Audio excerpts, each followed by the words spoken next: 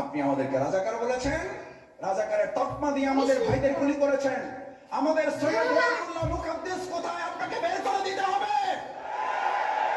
তাদের কবর কোথায় যদি থাকে তা বের করে দিতে হবে।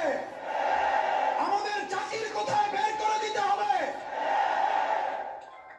না হলে আপনাকে বের করে নিয়ে এসে জনগণ এবং আইনের আদালতে আপনাকে ওই একই অবস্থার মুখোমুখি জনগণ করবে। তোমরা স্লোগান নিয়ে রাস্তায় বেরিয়ে পড়ো, সৎ মানুষ লাগবে ভাই, সৎ মানুষ।